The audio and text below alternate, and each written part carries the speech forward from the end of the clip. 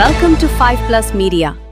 పిఠాపురం నియోజకవర్గం వైఎస్ఆర్సీపీ కోఆర్డినేటర్ వంగ గీతా విశ్వనాథ్ ఆధ్వర్యంలో జగన్ ప్రభుత్వం హయాంలో ఇచ్చిన పేదల ఇళ్ల స్థలాలు మసీదు మాన్యం వేరొక నాయకులకు కట్టబెట్టడంపై ధ్వజమెత్తిన ప్రజా మద్దతుతో మసీదు మాన్యం నుండి మహిళలతో ర్యాలీగా బయలుదేరి పట్నంలో పడా కార్యాలయంలో పీడీ ఆఫీసర్ శివరాం ప్రసాద్కు ప్రజల మద్దతు వినతి పత్రం అందజేశారు. ఈ సందర్భంగా పిఠాపురం నియోజకవర్గ వైఎస్ఆర్సీపీ కోఆర్డినేటర్ వంగ గీతా విశ్వనాథ్ మాట్లాడుతూ వైసీపీ ప్రభుత్వ హయాంలో ఇచ్చిన పేదల ఇళ్ల స్థలాలను వేరొక నాయకులకు బుజ్జగించే పనిగా వారికి దారాదత్తం చేయడం ఎక్కడో కాకినాడలో కట్టే కాలేజీ పిఠాపురంలో కట్టించడం ఎంతవరకు న్యాయం, ఏదో మీరు ప్రజలకు చేసే న్యాయమా లేదా అన్యాయమా అన్నదే మీరే సరిచూసుకోవాలని దుయ్యబట్టారు. అలాగే నరసింగపురం వేరొక ప్రాంతంలో ఇచ్చిన సుమారు 20 ఎకరాల ఇళ్ల స్థలాలను కూడా వేరే వారికి ఇచ్చేయడం సరికాదని, ఎప్పటికైనా పిఠాపురంలో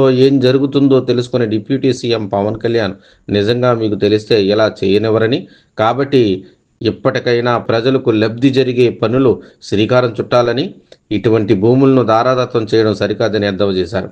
ఈ కార్యక్రమంలో వైసీపీ కాకినాడ జిల్లా మహిళా అధ్యక్షురాలు వర్ధినేడి సుజాత, వైసీపీ మహిళా లీడర్లు టౌన్ అధ్యక్షులు రావుల మాధవరావు, వైసీపీ నాయకులు కార్యకర్తలు అధిక సంఖ్యలో మహిళలు లబ్ధిదారులు తదితరులు పాల్గొన్నారు.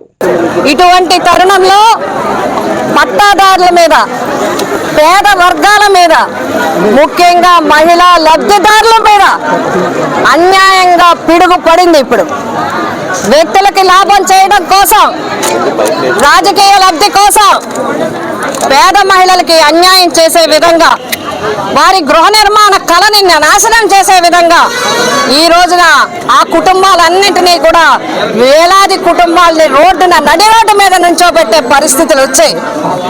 ఎక్కడో కాకినాడలో శాంక్షన్ అయిన కాలేజీని అక్కడ అన్ని రకాలుగా సరిపోయే ల్యాండ్ ఉన్నప్పటికీ కూడా దాన్ని తీసుకువచ్చి పట్టాదారులు మరి భూమిలో ఆ కాలేజీ ఇవ్వటానికి ఉత్తర్వులు నడపడం అనేది తీవ్రమైన ఆందోళన కలిగిస్తుంది లబ్ధిదారులందరిలో. వాళ్ళందరూ కూడా కుటుంబాలు, ఒక్కొక్క కుటుంబానికి 4-5 చూసుకున్న వేలాది మంది కన్నీళ్లు పెట్టుకుంటున్నారు, ఏడుస్తున్నారు, ఆందోళన పడుతున్నారు. మాకు ఈ అన్యాయం ఏంటి? 2 సంవత్సరాలు కావస్తున్నా ఆ పట్టా భూములకి మౌలిక సదుపాయాలు సమకూర్చలేదు, కనీసం రోడ్లు వేయలేదు, మంచినీటి సౌకర్యం లేదు, కరెంటు సౌకర్యం లేదు, గృహ నిర్మాణ శాంక్షన్ కూడా లేదు. ఏమీ చేయకపోగా మా చేతిలో ఉన్న పట్టాలు లాక్కునే పరిస్థితుల్లో ప్రభుత్వం ఉంది అంటే మేము ఏం చేయాలని చెప్పి ఆడపడుచులు కన్నీరు పెట్టుకుంటున్నారు. కాబట్టి ఈ ప్రభుత్వాన్ని మేము డిమాండ్ చేస్తున్నాం మహిళల పక్షాన. ఇదేనా మహిళలకి మేలు చేసే విధానం?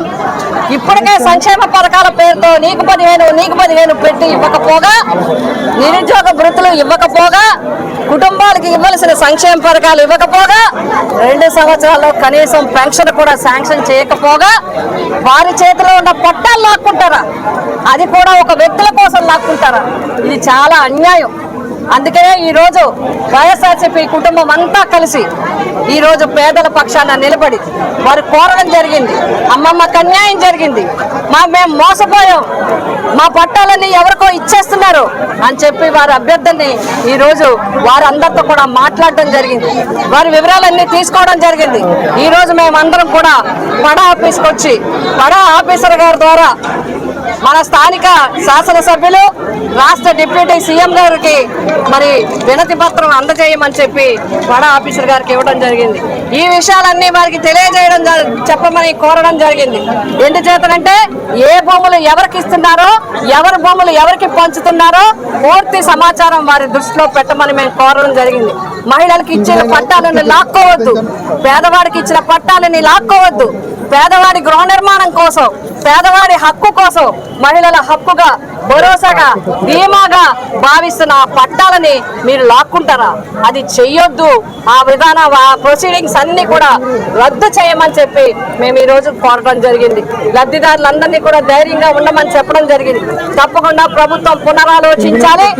ఏదైతే అక్కడ నరసింగపురంలో 20 ఎకరాలు భూమిని ఒక స్కూల్కి ఇవ్వడానికి, ఇక్కడ 5 ఎకరాల భూమి ఒక కాలేజీకి ఇవ్వడానికి నిర్ణయించి వేలాది మంది, సుమారు మామూలుగా పట్టా లబ్ధిదారులు మహిళలే అయితే 1200 మంది 1300 మంది ఉన్నారు. వారి కుటుంబాలు చేస్తే వేలాది మంది ఉన్నారు.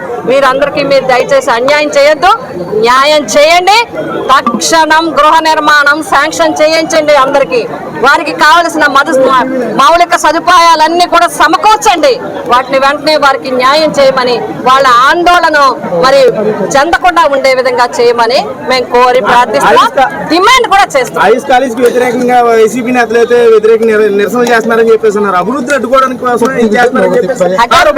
పేదవాడి పట్టాలు లాక్కోవడం అభివృద్ధి అని ఈ ప్రభుత్వం అనుకుంటే తిరగబడతాం.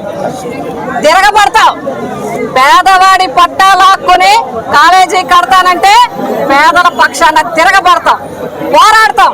విరమించుకునే వరకు ఆందోళన తీవ్రతరం చేస్తాం. ఒకవేళ ఇది కానీ అవ్వకపోతే ప్రత్యామ్నాయం మీ కార్యాచరణ ఏ విధంగా ఉండబోతుంది? అవ్వకపోవడం మాకు సంపూర్ణమైన విశ్వాసం ఉంది.